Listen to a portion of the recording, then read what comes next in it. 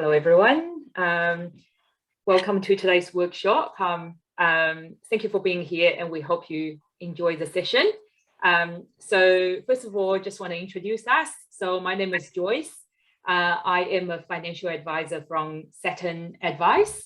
And also with me, our co-presenter today, Ilma Mani. She's a Kiwisaver specialist at National Capital, which is a wholly owned subsidiary of Saturn Advice.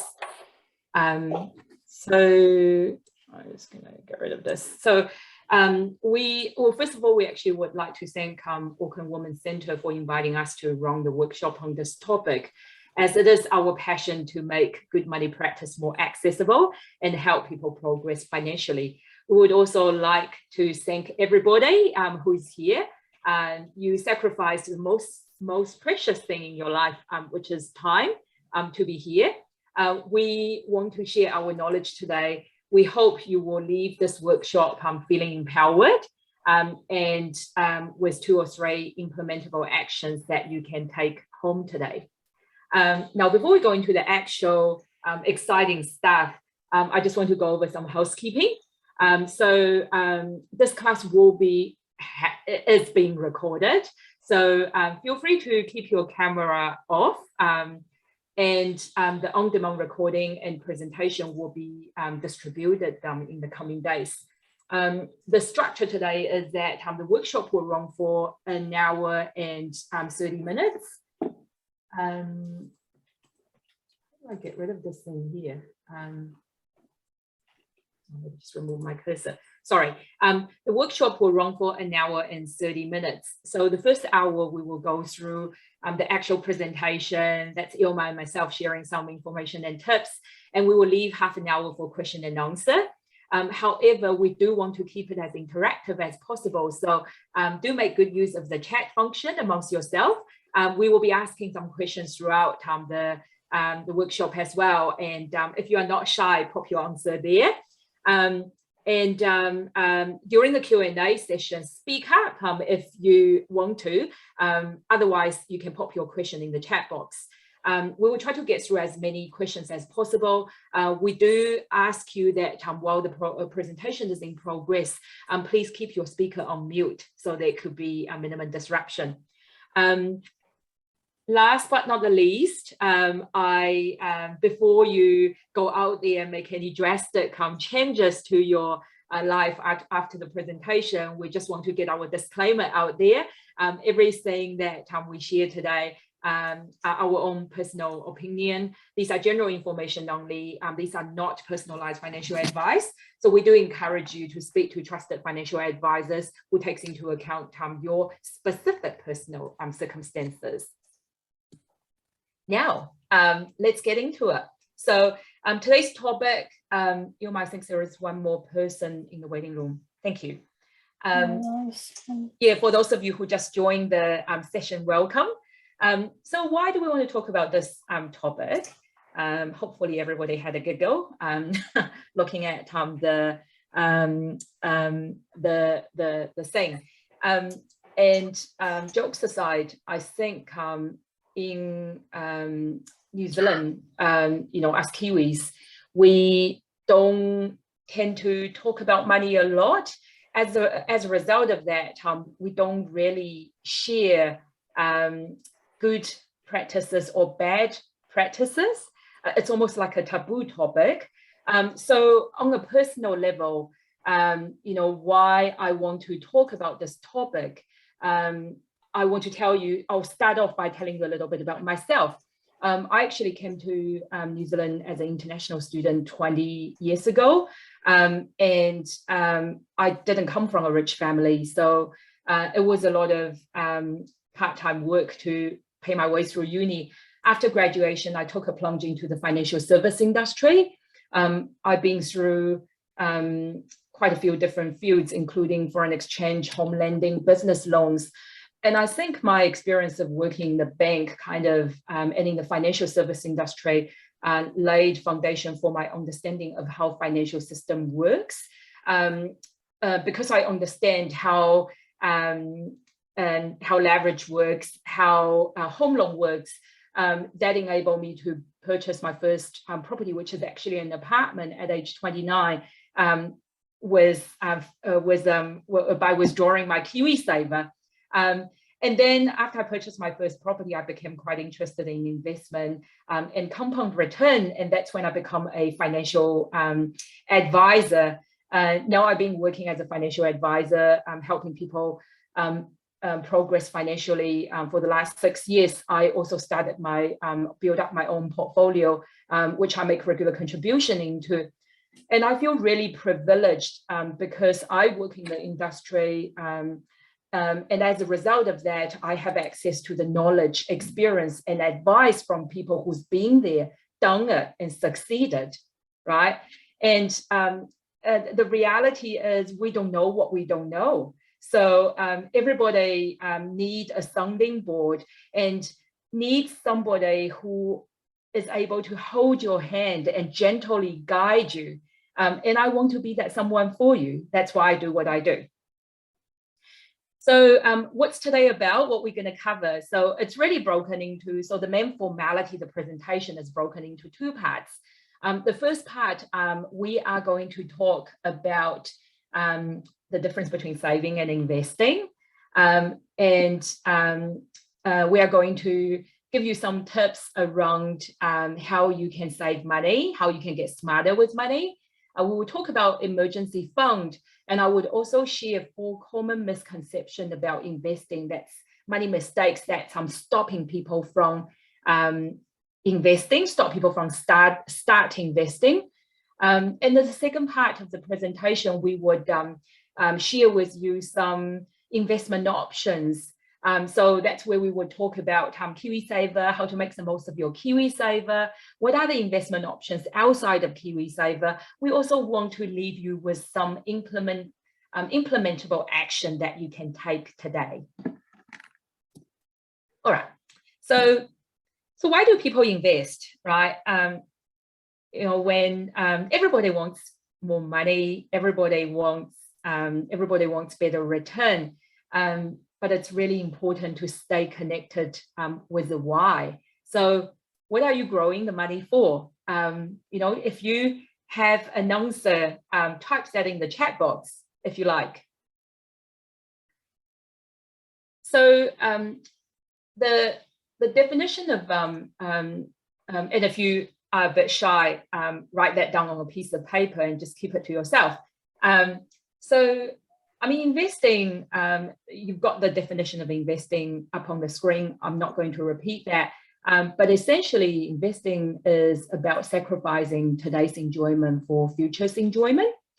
You know, people invest for different reasons. Through my years of working with clients, I've basically summarized a few common reasons that people invest. Kim has come across, sorry to interrupt, Joyce, excuse me, has come across with the lovely answer, financial freedom. That's, I think, something that we're all striving for, and it's the holy grail of finance, your financial circle, I think. Absolutely, yeah. It's the ability to do what you do because you want to, not because you have to, isn't it? Yeah. Yes. Tell you what, Kim, that's why I got into finance as well. With a goal to get to financial freedom ASAP. Yes. That's every one of us on this call, probably. So yeah. So coming back to the list, why didn't I have financial freedom there? So for some people, it is, you know, really just having surplus income, like money is burning a hole in your pocket. You either spend it or you invest it. For some people, it is to get better return and better growth. Others are saving towards deposit for their first house. For some parents, it's about building a kids' education fund so that they don't graduate, their children don't graduate with a big student loan. For a lot of people, it is a lifelong retirement income, making sure that you can sustain the same level of, sustain a comfortable lifestyle, even when the paycheck stop coming in, or for others, it is being able to leave a large legacy behind. I think anything we do, it's important to know what your intention, what your purpose are, what is the ultimate goal that you want to achieve, so you don't take your eye off that specific goal. And that's why it is so important to ask the why. So I want everybody to think about it and write it down.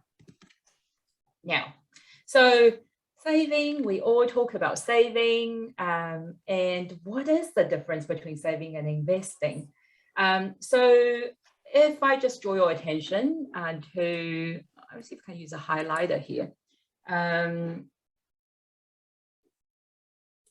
laser point, there we go. If I draw your attention to the graph here.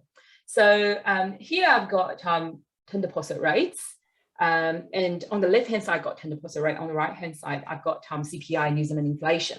So term deposit rate, if we have a look at it, it's been slowly chipping away, fell off the cliff in February 2020 when COVID hit, and then it started recovering. But if we look at one-year term deposit rate, for example, it hasn't quite got back to the level we experienced in January 2017. And bear in mind, that wasn't really a high term deposit rate either. It was just 3%.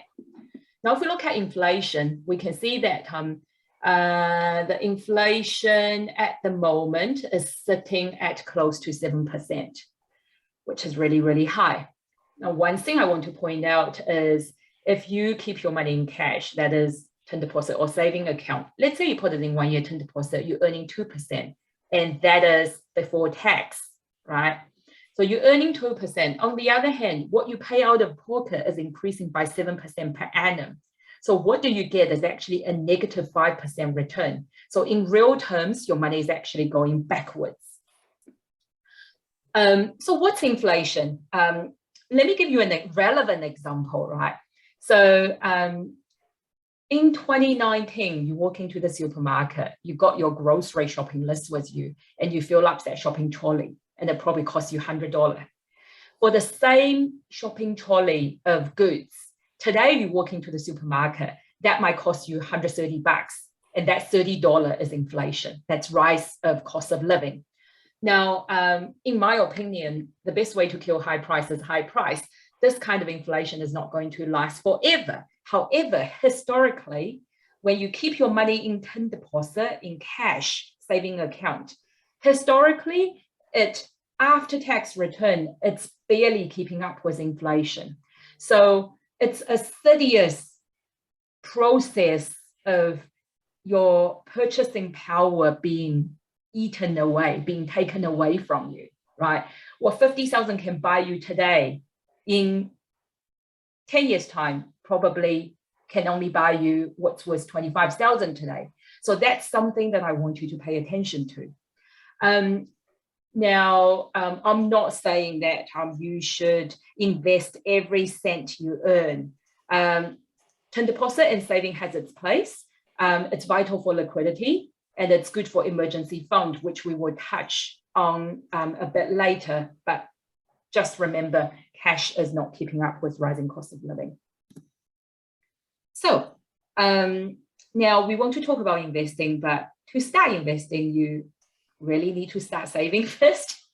You need to have that saving capacity to be able to invest. So if you are a great saver, you can just mute me right now. But if you are looking for ways to create saving capacity, then this slide is for you.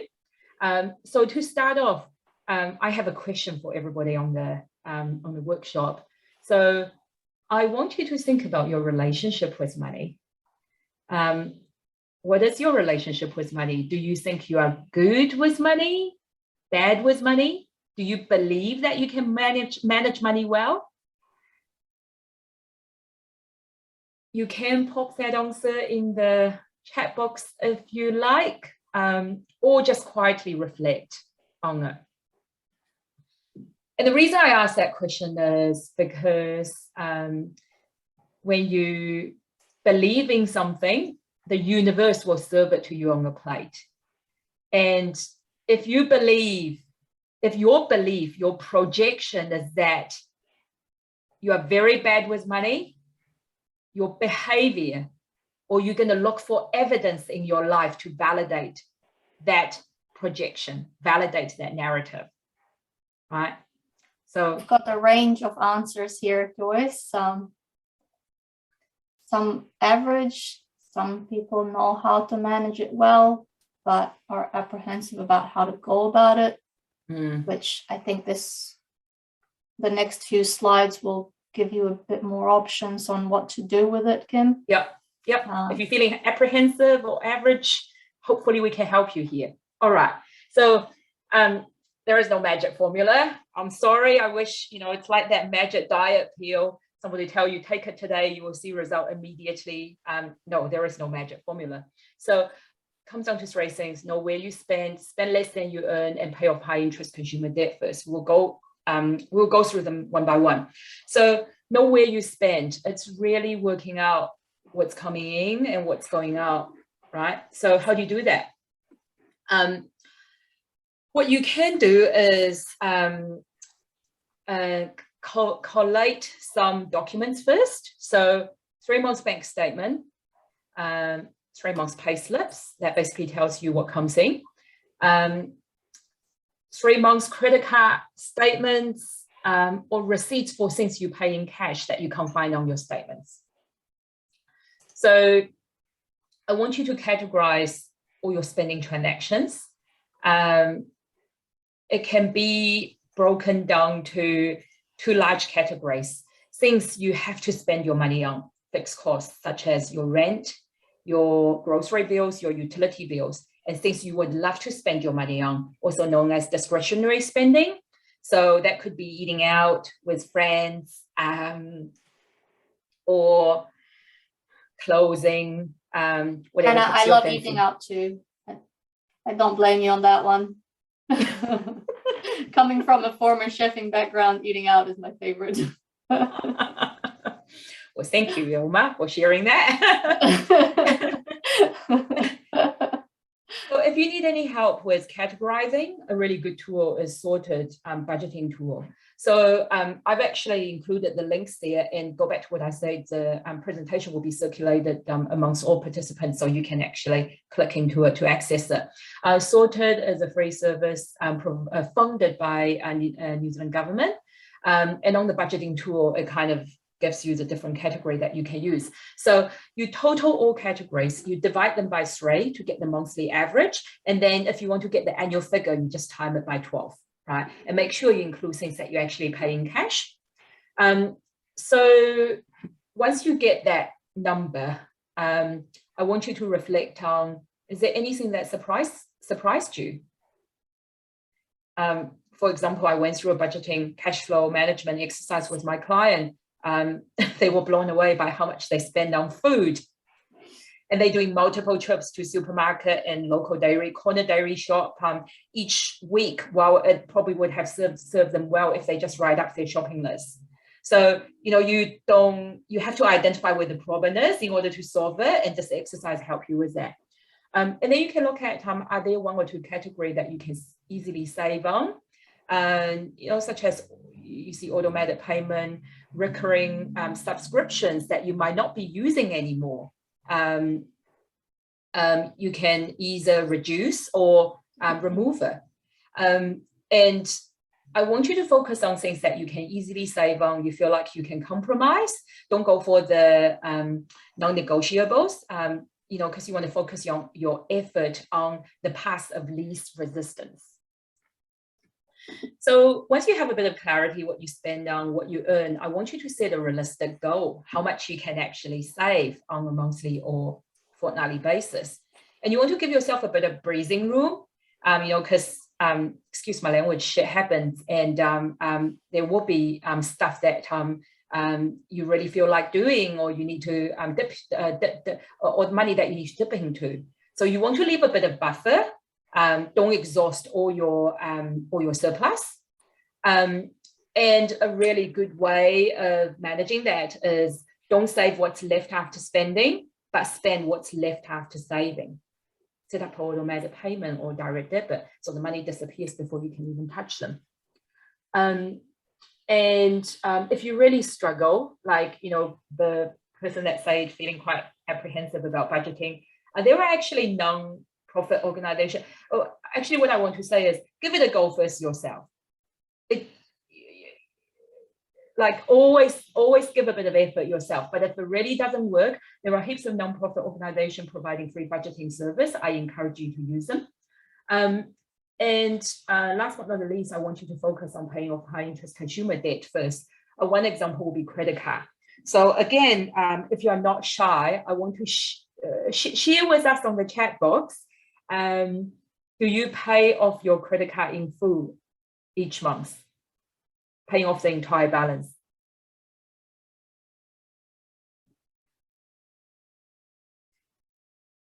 So, Ilma, you are on mute. Seems like a lot of the ladies here pay off their credit cards in full. Well done, ladies.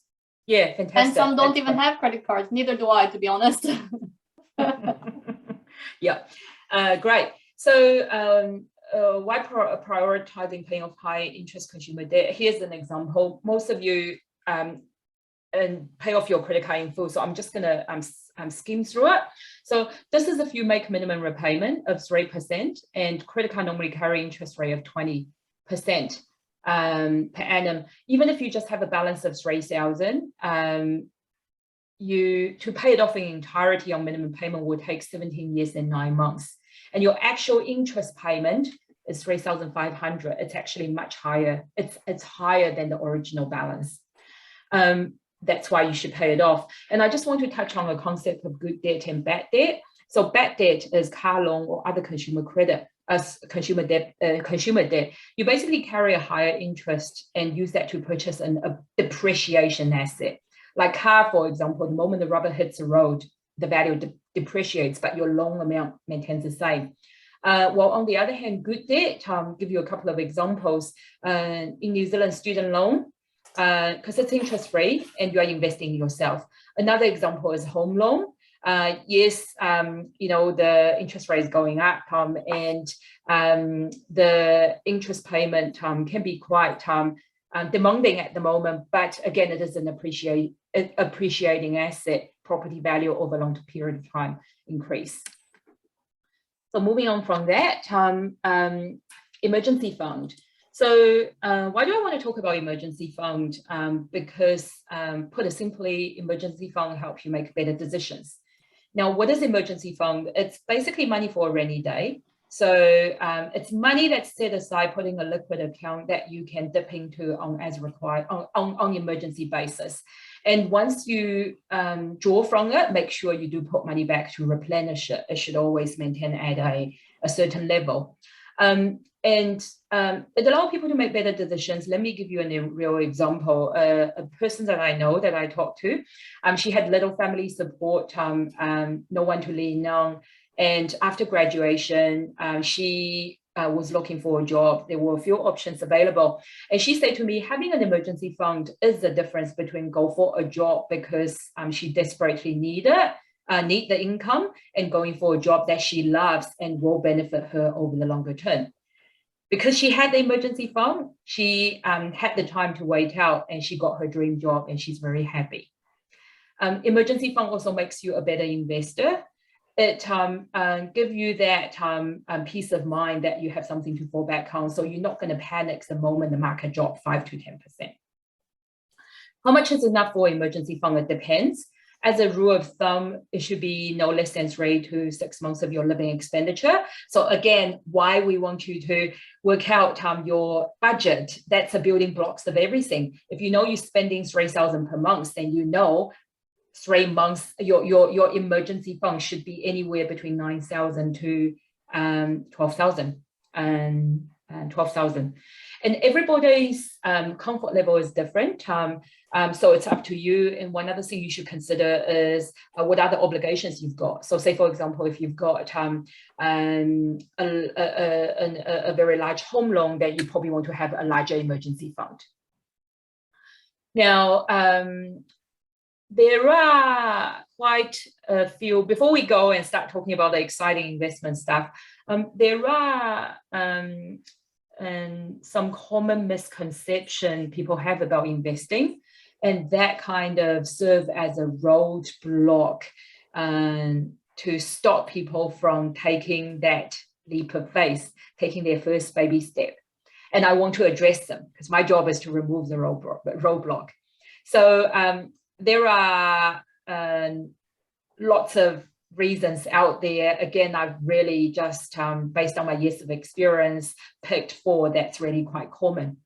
The first one is, by the way, in the chat box, if anything that's stopping you from investing, pop that in the chat box, share with us. So, all right, I'm going to start with the first one, volatility. So volatility is basically money going up and down.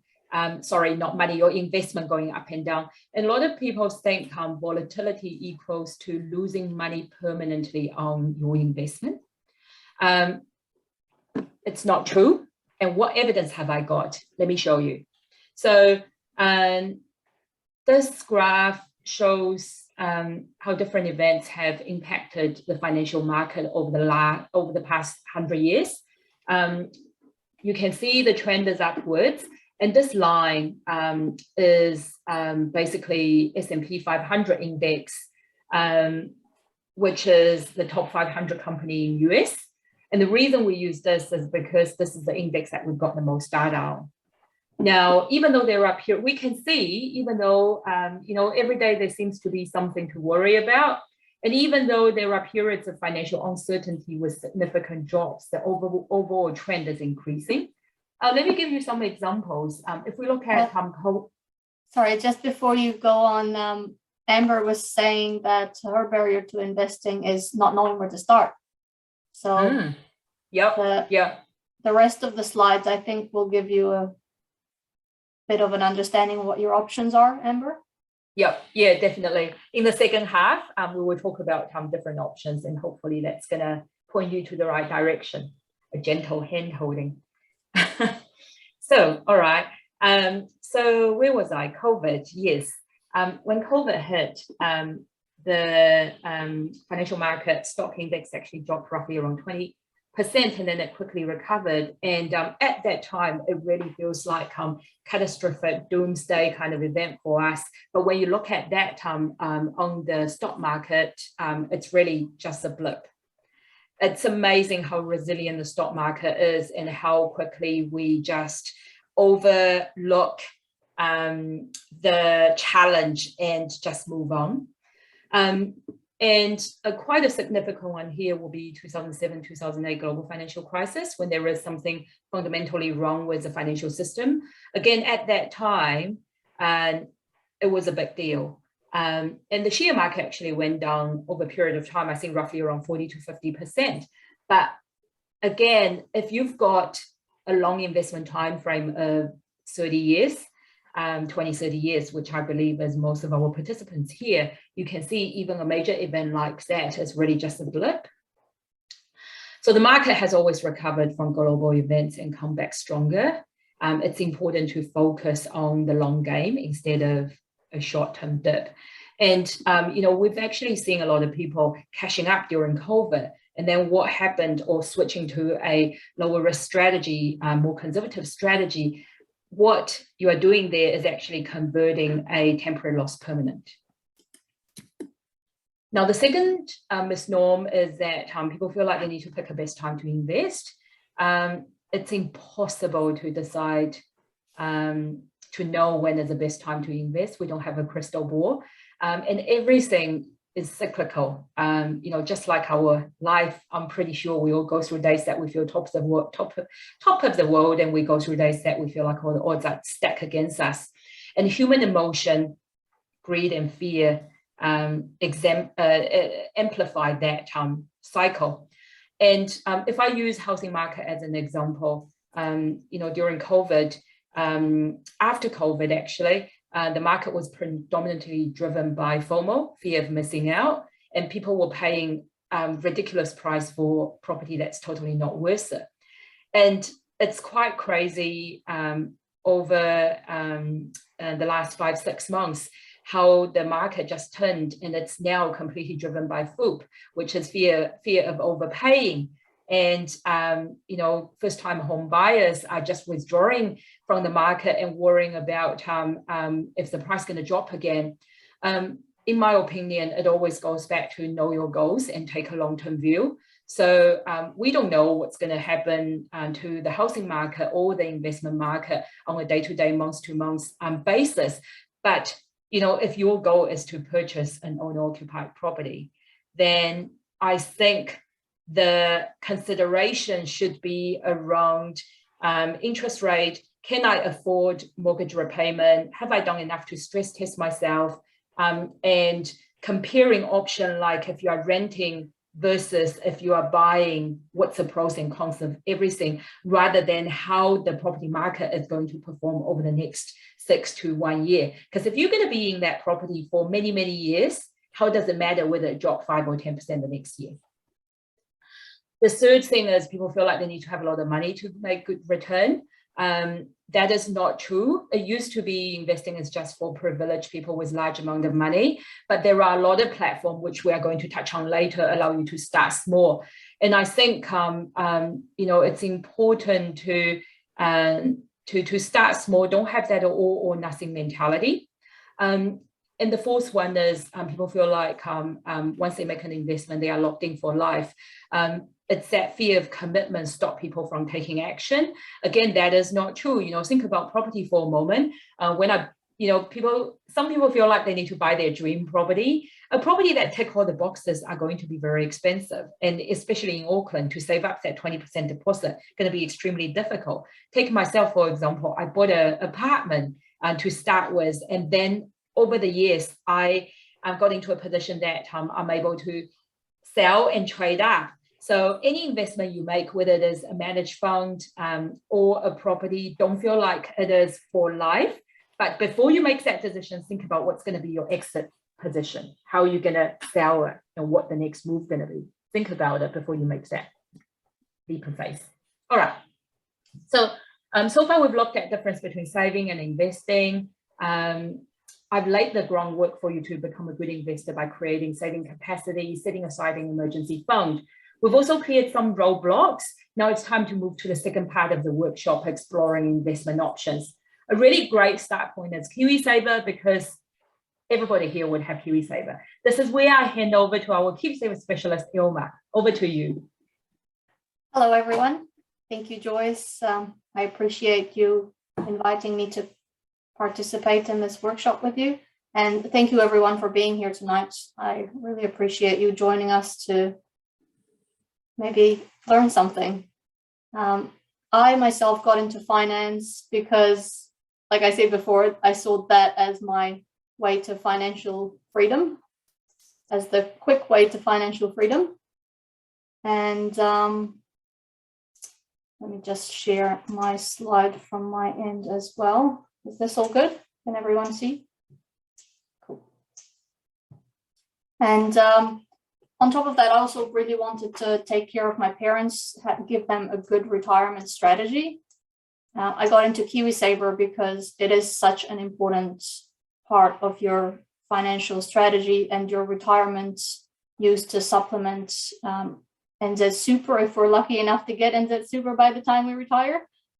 So I got particularly into Kiwisaver with National Capital because they were the ones that could reach most people that didn't have just a huge lump sum of money sitting in their Kiwisaver in their bank account, but they can help people from all different backgrounds, from all different financial situations, work towards those goals like a first home or set up for retirement.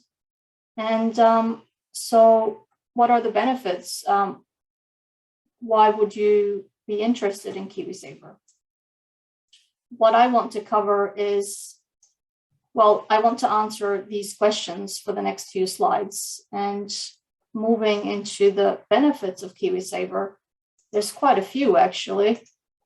One of them is that you can use it for your first home and put it towards your deposit. There's a few options that can help people. Oh, have I got that? I just want to make sure that my participant list is not interfering with my slides. It's all good? Yeah, I'm seeing your just the slide. Your slides just fine. Perfect. Yeah. Perfect.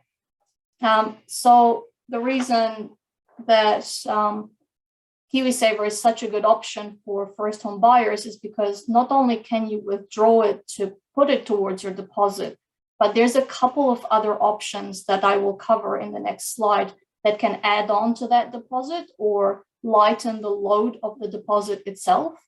Then, of course, you can use it for retirement. Once you're set up with your first home, you can start working towards retirement. And there's a few other benefits to it because the government wants people to succeed with Kiwisaver. Generally, it tends to have lower fees than most other managed funds.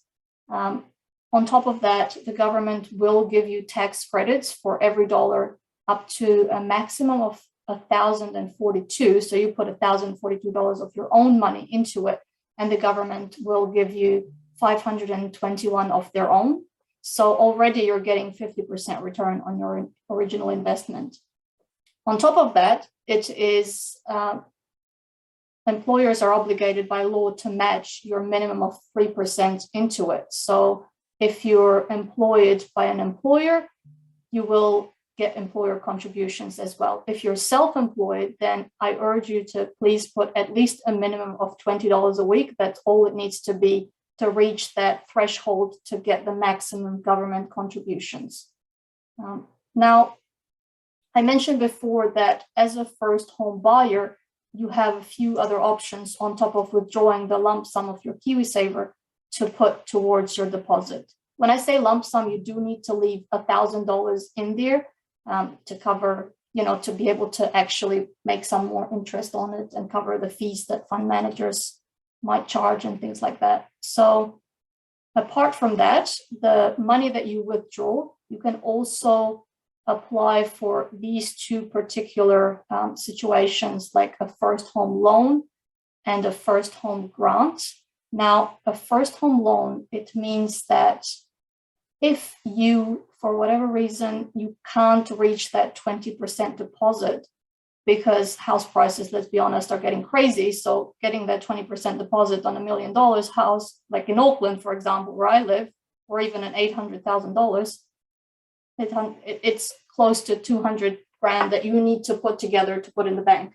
So instead of doing that, there's the option of applying for a first home loan, which allows Kaingaora to underwrite with you to purchase the home from these particular lenders that subscribe and participate in this particular scheme designed to help first home buyers. There are a couple of qualifying criteria that you have to meet. One of them is your income needs to be a maximum, it's allowed to be a maximum of $95,000 for the last 12 months before you apply for your loan. If you're buying with other people, the income needs to be a maximum of 150 for 2 people or even 3, but the house needs to be split evenly between the buyers. Then the other thing that needs to be met is the property price cap. So every city has a different property price cap. In Auckland, it happens to be $650,000 if you're buying an existing home and $700,000 for a new build. And a new build is something that's got a building compliance certificate that's 12 months or newer. So anything within this, you could potentially qualify to only need to put 5% towards that first home, and boom, you're a first home buyer.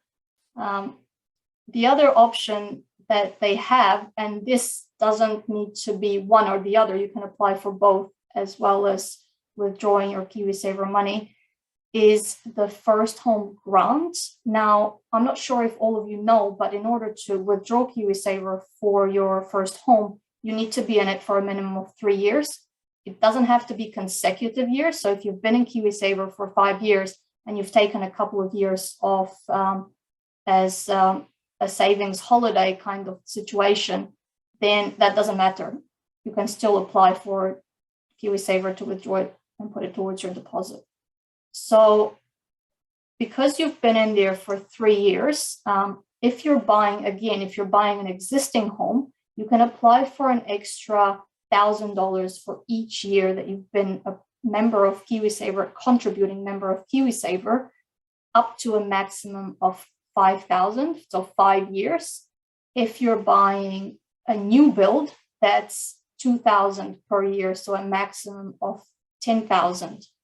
And if you're buying with someone else, the same applies to them. So it could be for another $20,000 put together between the two of you. So, I mean, that's a decent amount that's coming out of the government's pockets, designed to help first home buyers get on that property ladder. So that's just a few of the benefits of using Kiwisaver.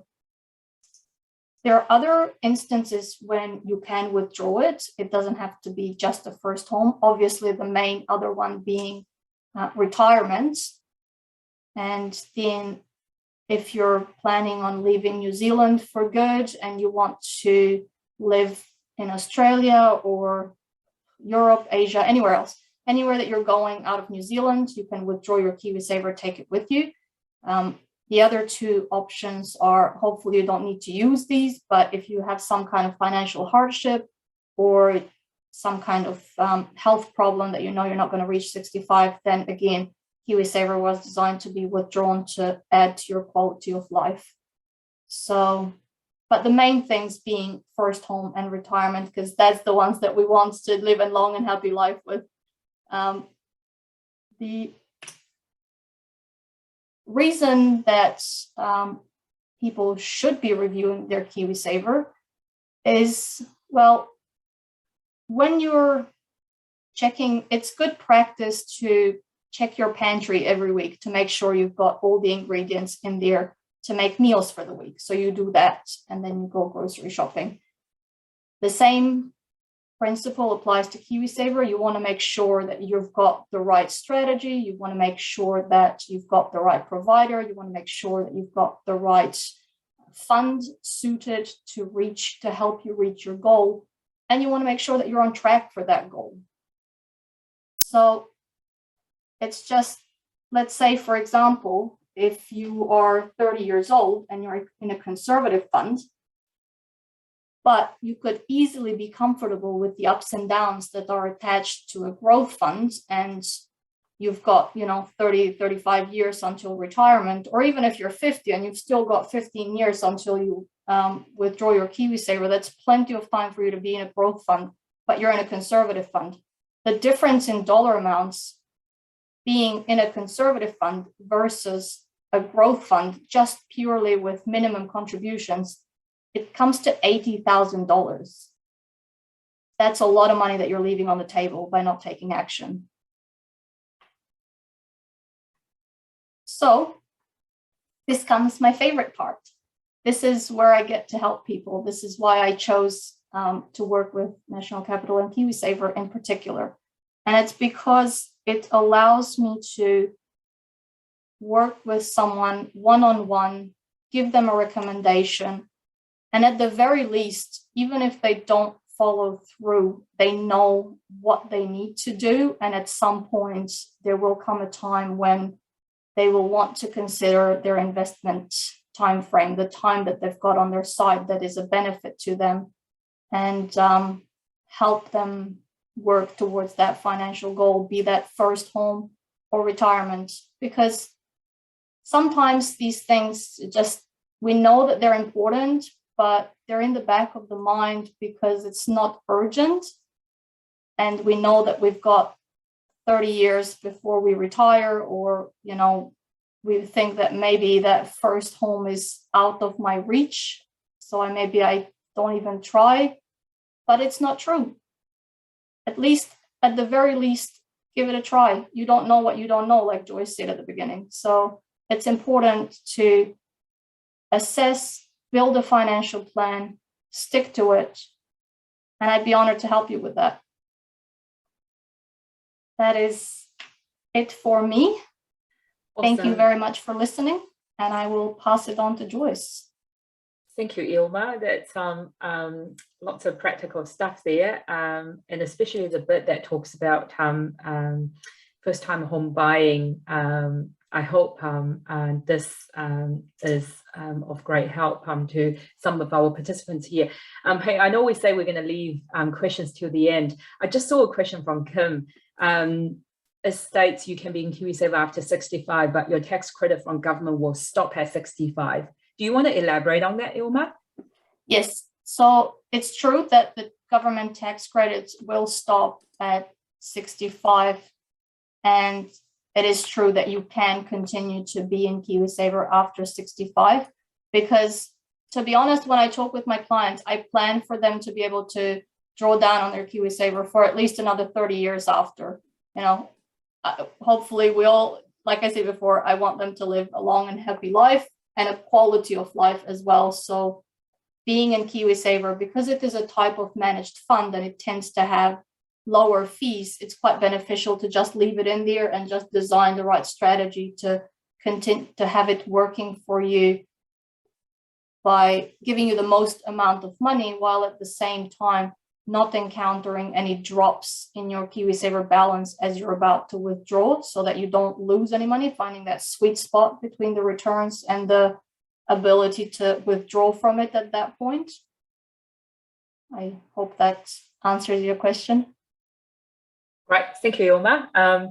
Well, now we've looked at Kiwisaver, and I just want to check first, are you able to see my screen okay? The Yes. slide? Yep, Yes, okay, cool. perfect. So, so other than Kiwisaver, there are options out there for people who want to start, for people out there that's starting small but committed to build up your nest egg. So I want to start with an investment option and with little or no entry barrier. So here we're talking about DIY approach, investing direct shares. That's when you buy company shares from a straight off the index from the stock exchange. There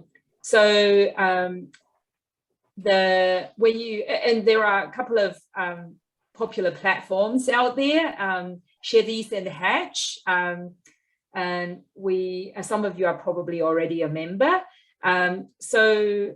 With Share These and Hatch, you can pretty much start on investment. There is no minimum investment. You can start with anything. And the withdrawal, generally speaking, take 2 to 4 business days. So it's fairly liquid. Now, the positive of directly investing to company shares, directly investing in companies, is that you have a lot of control. As an investor, you have 100% control in what goes into your investment and what comes out of it. And you can make significant gain if you get it right. So let me give you an example. Tesla, the electric vehicle maker, despite all the negative publicity, Elon Musk tweeting, the share price has increased over 25% over the last 12 months. So if you had the foresight of how well Tesla going to do, and say invested 100,000 there, you would have made 25 grand, which is actually a handsome gain. Now, the flip side of that is when you directly invest into shares, there is less diversification. Because if you want to invest in 1,000 companies and it's just by the way of executing the trades, it's going to cost you a bit more. And also there is a hefty price tag if you get it wrong. So to give you a personal example, A2 Milk, the company that produced A2 Milk infant formula, I bought it in September 2020 at $18. That's when the stock price came off the high, and I saw it by the dip. It was a great buying opportunity. And on Tuesday, which was yesterday when I checked, A2 Milk was valued at $4.58. So that particular stock has lost 75% of its value. So imagine if you had put all your money into A2 Milk, you're not going to be very happy. And, you know, I'm not ashamed of it. I'm a financial advisor, but I make mistakes as well. I think to me, like the biggest kind of challenge was this kind of DIY approach for me personally anyway, is probably trading cost. So trading cost is basically when you buy and sell on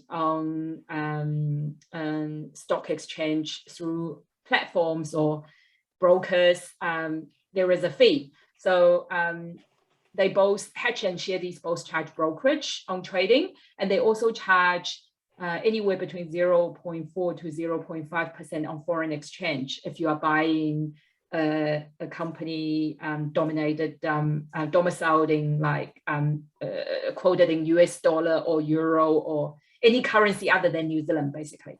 So take $1,000, for example, because the title I use here is how I invest if I save $1,000 per month. By the way, that is an aspirational goal. And going back to the message that I shared earlier, no matter how little money that you have, even if you can just do $200 per month, you should still start investing, okay?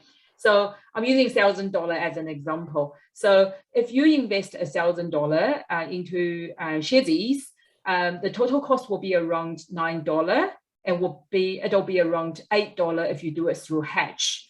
Now I'm oversimplifying here. It depends on whether you're buying overseas shares or New Zealand shares and also the number of shares you purchase, but then you get the gist of things. And the trading cost is incurred on both buying and selling transactions. And you can see how the cost can just add up if you trade frequently. You know, going back to our mentality of we start with a small amount and then we want to build it up. If you're constantly trading, it's going to be expensive. And to kind of address the issue of diversification, there is an option of buying to ETF. That's basically exchange traded fund. It's a basket of security that trade on exchange, just like the company, the stock does. It's designed to track an index sector or other assets. For example, if you buy into Smart Shares NZX 50, that's basically tracking the top 50 company in New Zealand. There you have, by investing into Smart Shares NZX 50, you have the exposure pretty much to the entire large cap New Zealand market.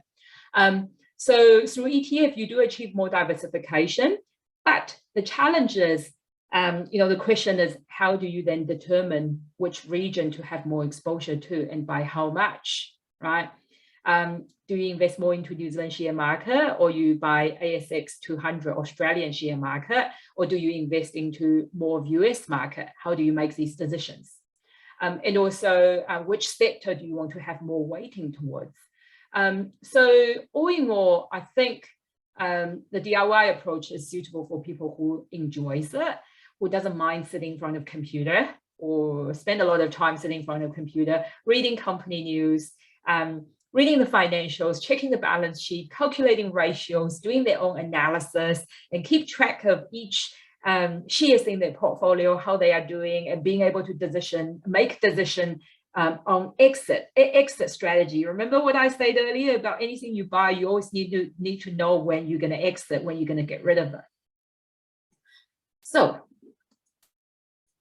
if you're already shaking your head and thinking that's not you, if you don't enjoy the technical aspect of investing and feel that your time can be better spent doing something you enjoy, and investing should be left to professionals, then there is managed fund.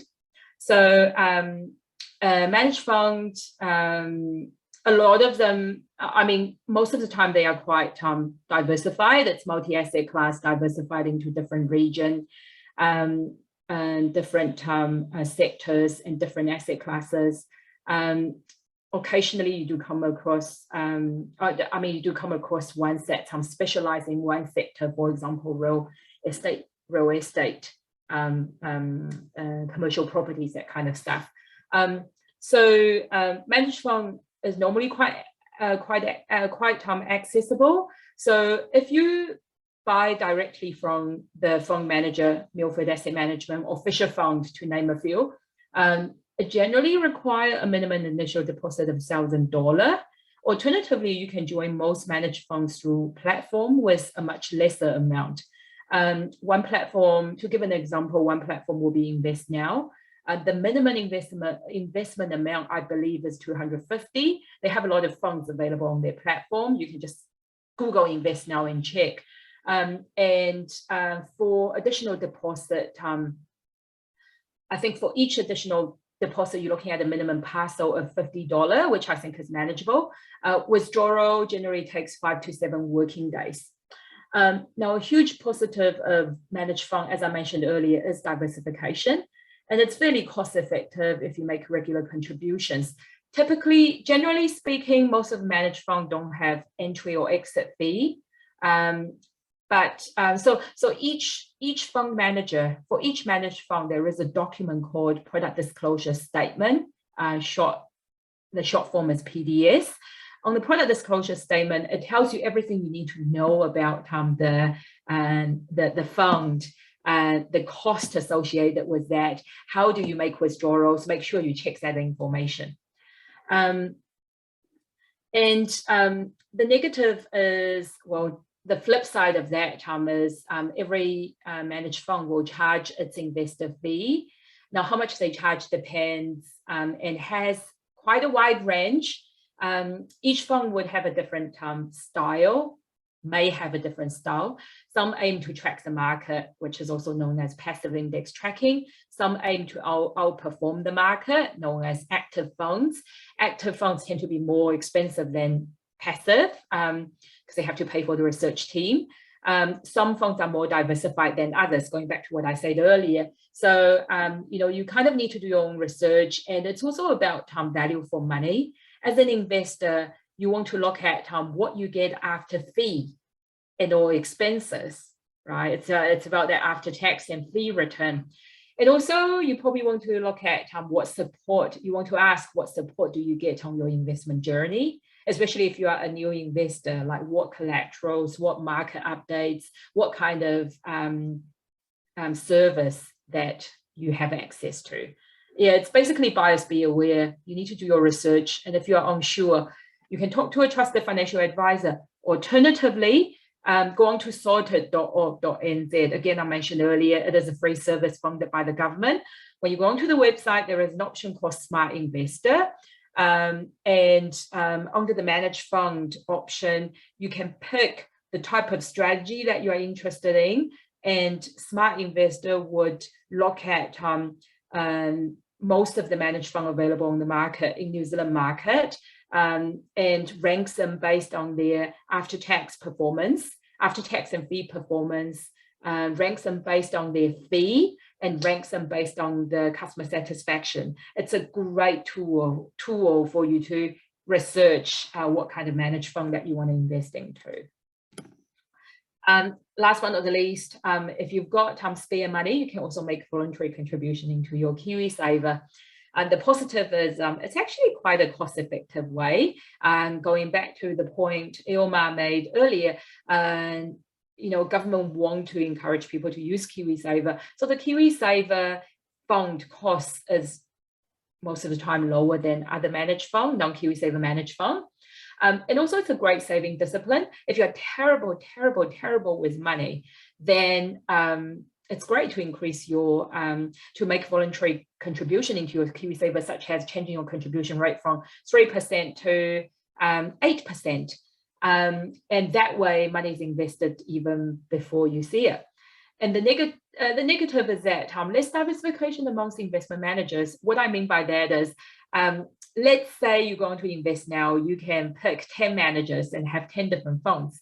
Well, in Kiwisaver, most of the time, you can only invest with one fund manager, right? If some fund manager, in an unlikely event, the fund manager take a misstep and it could have substantial impact on the entire Kiwisaver balance. And also accessibility can be an issue. To me is if you are buying, if you're a first-time home buyer, and then it's fine. But if you already bought your first home and you're in your 30s, your money is pretty much locked in for the next 35 years until you retire. So, and you know, what if you need to use the money for something else? So that's one thing for consideration. Now, so I've talked about the 3 different investment options. Hopefully that's kind of given you some idea. Did you want to say something, Ilma? Oh no, that's all right. Okay. I can wait until the Q&A. Okay, all right. So, you know, before I, when I was asked by Auckland Women's Centre to put this workshop together, I thought about when I was compiling the content, I thought about the 3 messages. What are the messages that I want to leave you guys with? What I want you to, you know, leave the workshop and remembering. So the 3 messages, hopefully I've covered 2 of them already. So the first one is about your investment mindset. I want you to believe that you can be wealthy and you can take personal responsibility for your finance. And the second message is take action now and start no matter how small, right? And the third message that I have for you is be patient, take advantage of the 8th wonder of the world, which is compound return. And investing is all about timing the market. And what I've got in front of me, hopefully is going to demonstrate the third message. So I meet Mary, and I'm trying to use somebody, hopefully represent our majority of our participants here. So Mary is 30, she's earning 70, and I'm just going through some assumptions first, the assumptions that we're using the projection here with you. So she's earning 70,000 per annum gross salary. She's got $5,000 in saving now that will be put into a non-Kiwisaver portfolio. Over and above that, she's contributing $1,000 per month. You know, she's created saving capacity, being able to contribute $1,000. She's got a Kiwisaver balance of 28,000, contributing 3% herself, and her employer matches. She's 30, so she's got a growth risk profile. The expected return, the long-term expected return we used here is 6.4% before tax and fee. We used a tax rate of 30%. We assume that you know, Mary would keep contributing to her Kiwisaver, keep contributing to her non-Kiwisaver portfolio over the next 35 years. Then she will retire at age 65. And during retirement, her income needs is 60,000 per annum, inflation adjusted. Because remember what I said earlier about how inflation does increase your cost of living. 60,000 today, in 10 years' time might cost you 100K. And she will also be receiving New Zealand Super 22,000. So for a single person living on his or her own, currently Super is 22,000. For a couple, that's about 34. So wanting to show you the power of compound return, and I want to show you by starting now, starting small, how much you can achieve. So if we look at this graph here, I'll talk about some numbers. I'm sorry, the numbers are not very clear. So up until this line, we're going through what we call accumulation stage of your life. So that's when you contribute, building up your nest egg. And then from here, which is 65 in our assumption, you go through what we call decumulation stage. That's when you start taking money out and start exhausting your nest egg. So the yellow color here, no, we start with green. The green color here is represented by Kiwisaver. So Mary carries on with this. By the time she gets to age 65, her Kiwisaver would have grown to roughly around 567,000. That's starting on a 28K balance and just contributing 3%. And her non-Kiwisaver portfolio, and again, these two things are not mutually exclusive. You know, it's nice to have Kiwisaver, nice to have something outside which is accessible. She started with 5,000, contributing $1,000 per month. Now, over 35 years, the capital contribution will be around 425,000. That's 1,000 times 12 times 35. And her portfolio, this non-Kiwisaver portfolio, will grow to almost a little over $1 million.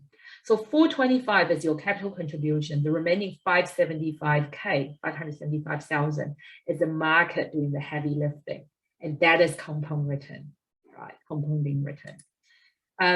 And so all up, we're looking at a portfolio of 1.58 million.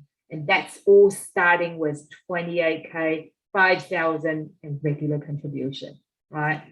And over her lifetime, we can see that she will draw 60,000 less whatever New Zealand super she's getting, inflation adjusted. And by the time she gets to age 90, she would still have a little nice legacy to be passed on to her children. So start early. Kim was asking why the tax rate is 30%. I think she's just taken an average, like the maximum tax rate to be within that, because different income brackets, it's calculated differently, but just to simplify it for the purpose of this exercise, Joyce has taken 30. Yeah, just being quite, so we just being quite conservative in our calculation, you know, and after 65, the tax rate would drop to 17.5% if all you are getting is New Zealand superannuation. And also the way the investment is taxed is also quite different from your interest income, for example. So I really just use a higher tax rate to give a more conservative outcome. Does that answer your question?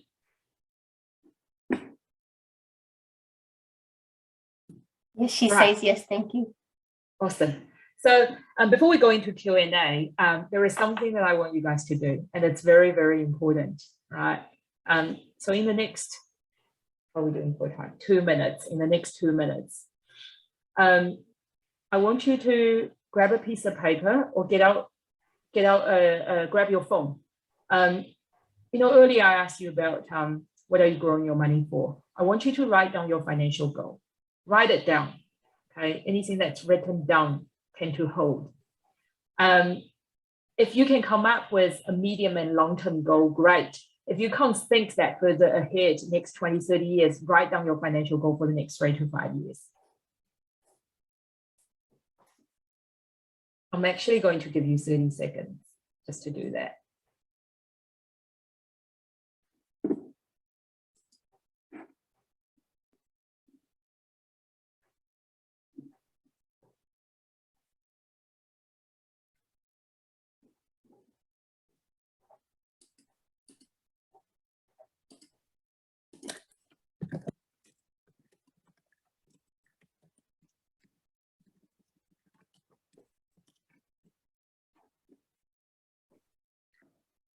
Okay, so hopefully you've written that down, and then I want to get out your calendar and book an hour this weekend, wherever you can find time, and write down the agenda for that hour. First of all, I want you to go into the National Capital Health Check, fill out the questionnaire. It only takes 2 to 3 minutes, and review your Kiwisaver. Once you've done that, I believe you will get, you will be able to book in a phone call with our lovely Ilma, and then you also get sent a well-researched recommendation document. And I also want you to go over your budget. What I mentioned earlier about get all your statements, work out where you're actually spending your money, look at what's coming. I want you to set a saving goal, how much you will be able to save on a monthly basis. And remember, it's okay to start small. So put that on your agenda. Once you've done that, I want you to book another time 3 months out from this weekend to review. And the agenda for that review is to, first of all, look at your budget, the ideal budget that you set for yourself, how you are tracking. Look at your saving goal, how you are tracking. And review if you have started investing yet.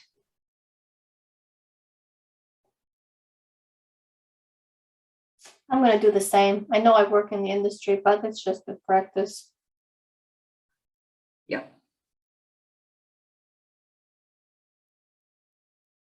and happy investing.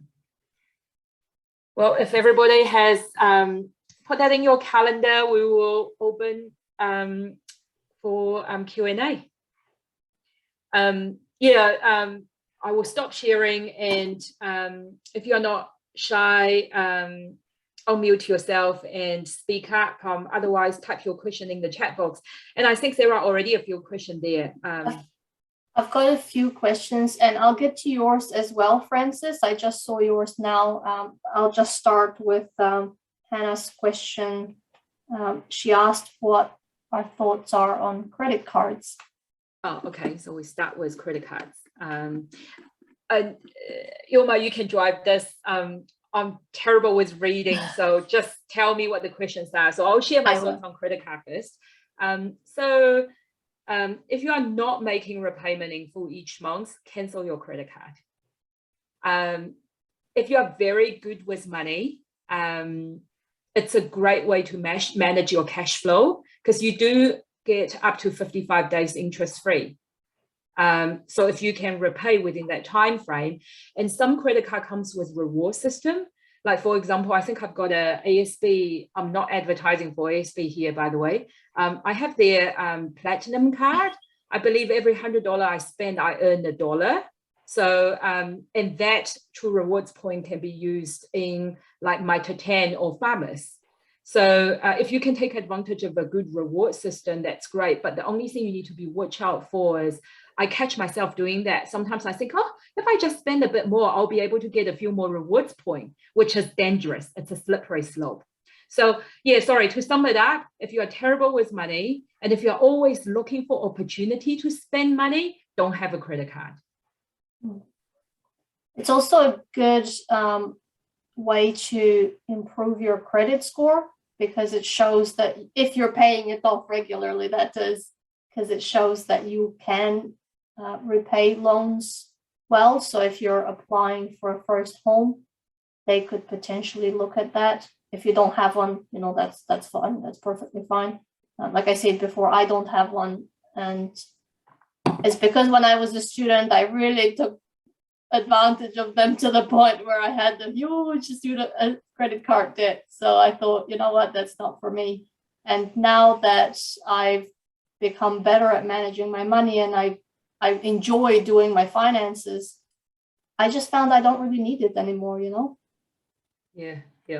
Hey, Ilma, I just saw a question come through from Kim. Sorry, I'm just jumping around a little bit. So she's got a question for you. Is there any exception to the first home loan grant, like for someone separated and had to sell the relationship property and then to buy a home? So if you're in a position as a first home buyer again, so you don't have more assets than that 20% or that 5%, the money that you got from that relationship property, if it doesn't fulfill that 5% or that 20% deposit that you need to put towards the new property, then you still qualify for them. If you do, then that's where the exception happens. And it happens with the Kiwisaver withdrawal in general, that if you are able to fulfill that 20% deposit with the money you already have or the assets that you already have, then you just have to save it for retirement instead. Does that answer your question?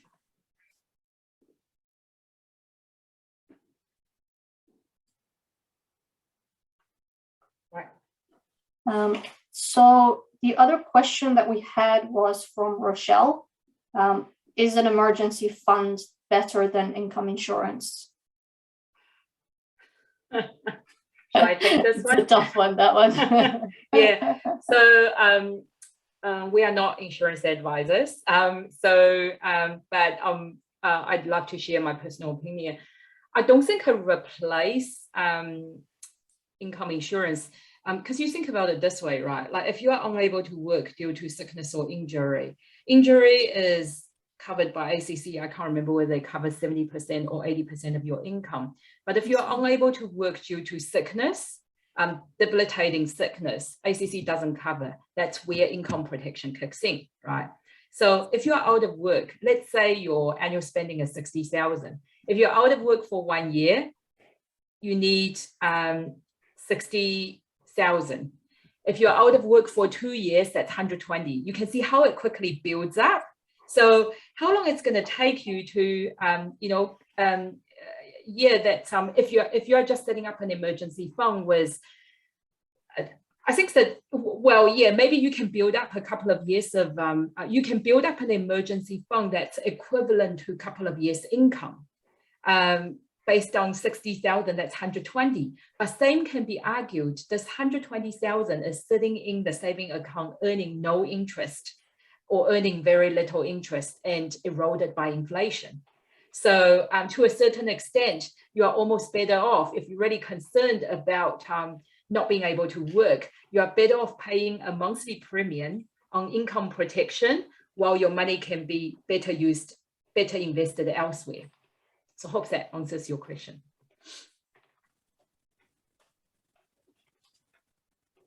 I'm just typing an answer to Pepper because she's asking about whether a financial advisor can give advice on which Kiwisaver fund is right for her. And actually now I can just say, yes, it is our job to give you advice on what fund is right for you. We look at your goal, we look at the returns that you need, and we look at what your investor profile, what your sweet spot is with investing, and try to find the perfect combination of those three and recommend you the fund that fulfills all of those needs.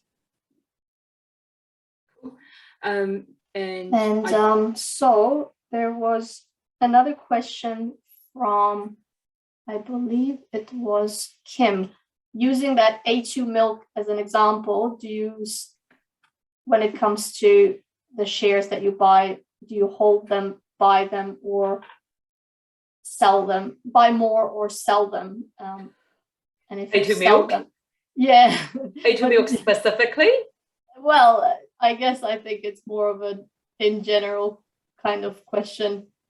Sorry, hi, Joyce. I'm not just I know you don't provide specific advice. I'm not asking for that, but just using this as example. So maybe like just to understand your investment mindset, given that you talked about A2 milk, the prices dropped significantly. So I'm just curious to know, so what did you do about it? That's all. Okay. All right. Yeah, sure. So when it comes to A2 milk, I took a buy and hold strategy. And I'm still holding on to it. And to a certain extent, it's because majority of my invested assets are sitting in managed fund. I have very small exposure to individual shares, being A2 milk. It make up less than 2% of my overall portfolio. So I just let it be. Truth to be told, if I had more money invested in A2 milk, I probably would have done more research, and I would hopefully had made a decision whether I want to just close my losses and sell it. And there goes back to your question about my investment philosophy. I guess I've tried both managed fund as well as direct shares. And I have a strong opinion. I believe in managed fund, multi-asset class managed fund, because they are more diversified. I believe in multi-fund manager. So in my portfolio, I don't just use one fund manager because I believe not a single fund manager can be specialist in everything. And I would rather take a best of breed fund manager approach, trying to pick one that is best in class for a specific asset class. Over the years, I have not had I've not had good experience with direct direct investing in shares.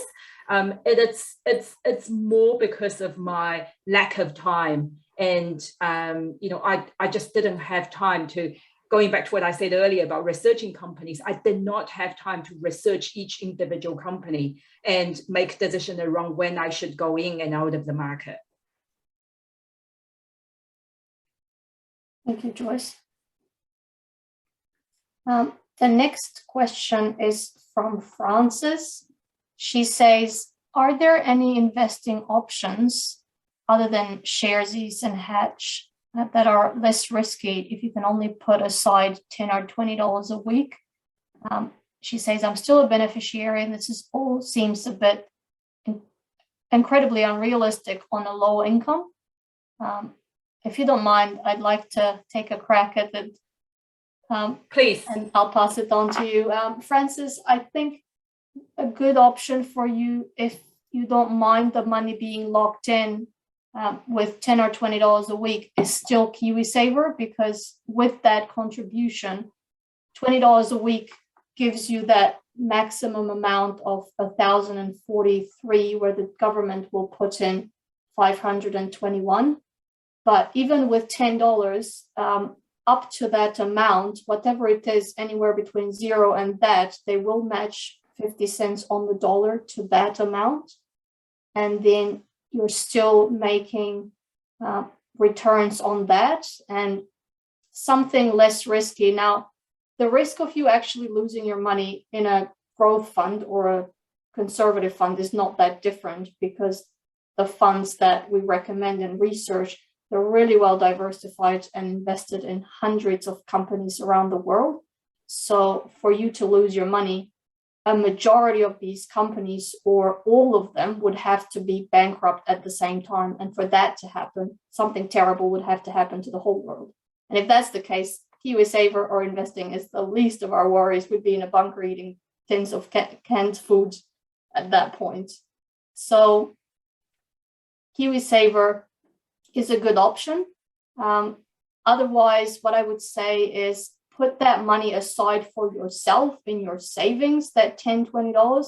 And then when it becomes a more considerable amount, somewhere 500 or 1,000, then you've got some more options on what to do with it. And your savings is still a good option. Choose a savings account that is going to give you a little bit. There's still competitive savings options out there, and just have a look at a couple of different savings accounts that will give you a little bit better returns than the rest, and that would be a good option, I think, as well. Joyce, would you? I 100% agree with you. I have exactly the same message. Kiwisaver, and particularly, it's lower cost. When you look at smaller investing, smaller amount, smaller investment balance, fee is going to have even a bigger impact.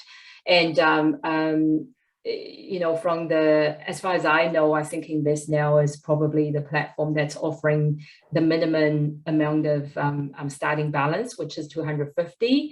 I know it's going to take a while with $10, $20 per week to build it up to $250.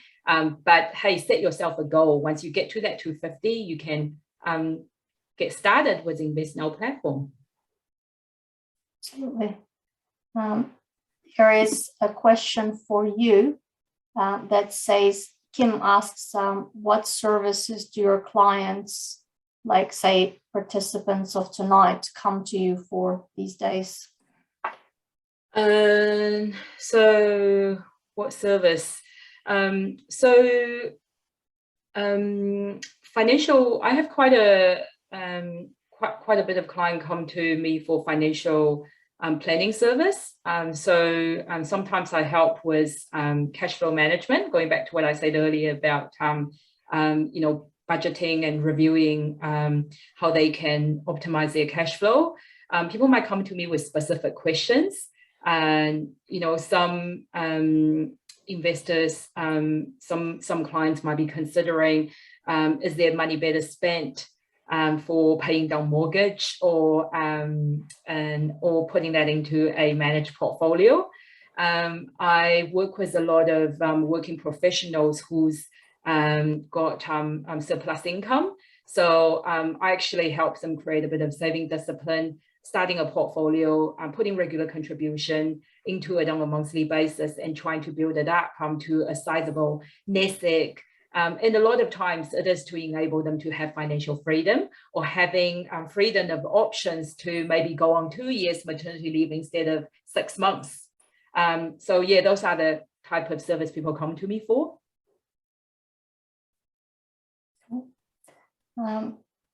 Hannah is asking, will there be any future talks on managing finances, etc.? Like, for example, when you when go you go on maternity leave. Yeah. Yep. What's happening to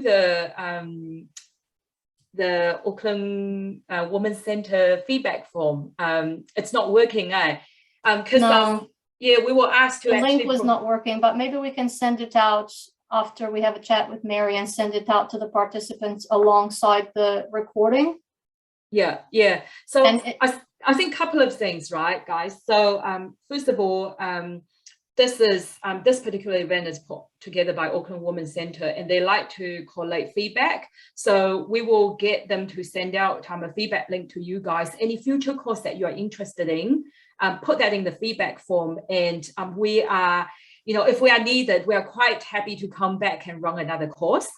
And another thing is that find us on National Capital, find the National Capital website and Saturn Advice website. The company, our detail will be sent out in the presentation pack. Sign up to our newsletter. So Saturn Advice, the company that I work for example, I run webinars quite from time to time, and we cover all sorts of different topics.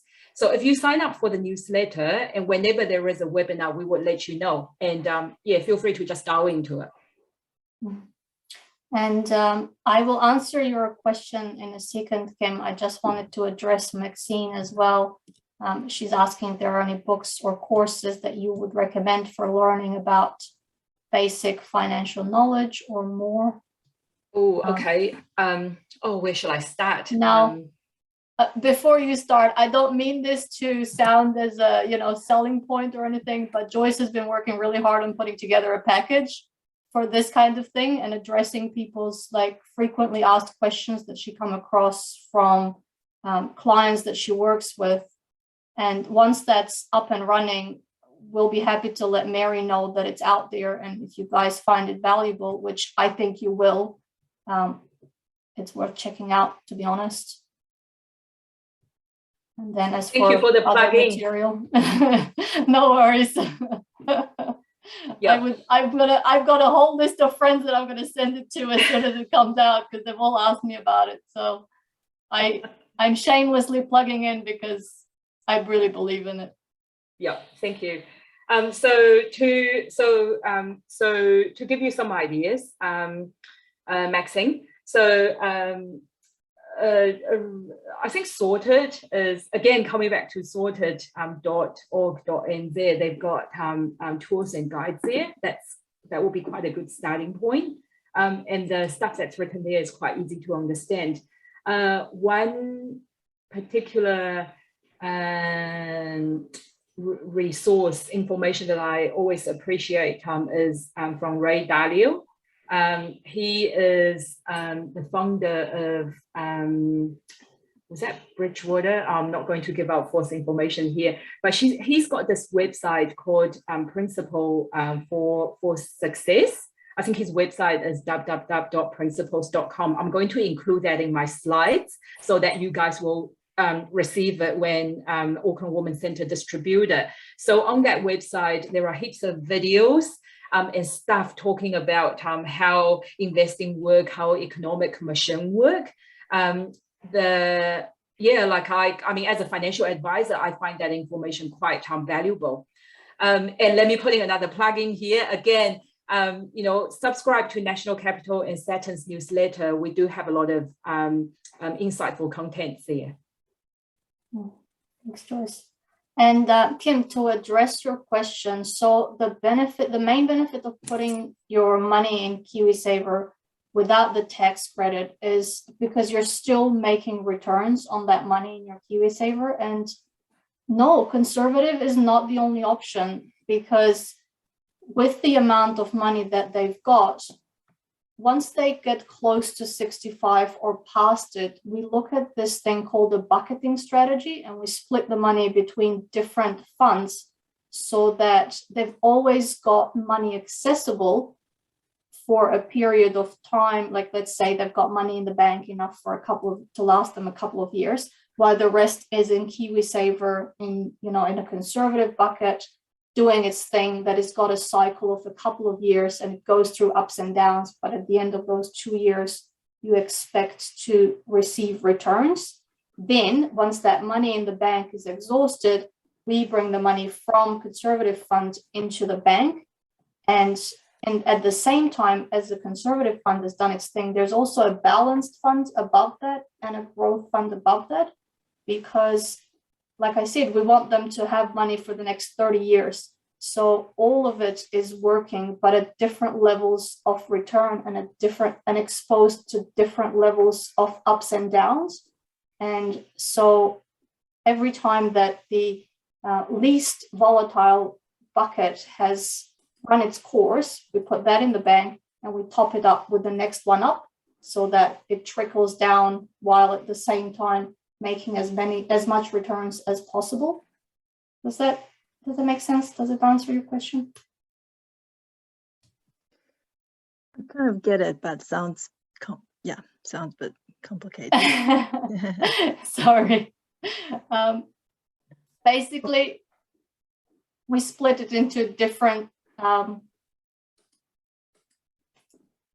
funds, and we don't just need them to be in a conservative, because even though they're retired, they still have a long period of time that they're looking at using that money for, and it doesn't all need to be used at once.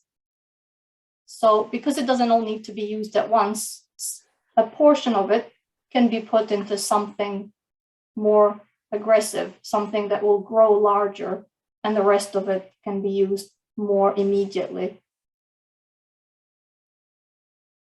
I hope that simplified it a little. Right. You're welcome. It is a lot of information, Maxine. Yeah. Right. Yeah. Hopefully we've not fried your brain. So yeah, do we have any other questions, or it's 8:33? You're welcome, Amber. About time. Yeah. If there are no more questions, then maybe we can thank everyone for joining us and wrap it up. Yeah. Thanks everyone. We've come to the end of the 90 minutes together. Hope you find value. And like we say, the recording and the presentation will be circulated. And hope to see you ladies again sometimes. Yes, it's been a pleasure. Awesome. Bye everyone. Have a good evening. Have a good evening. And remember that hour on the weekend.